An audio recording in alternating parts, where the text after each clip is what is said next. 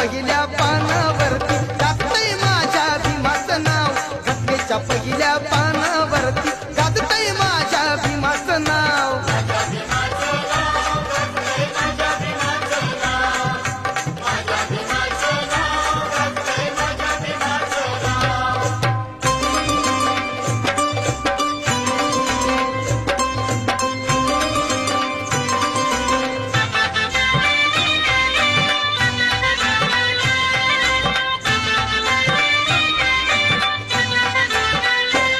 होतो साड पिकवलं रान, विद्यापती असा विद्वान.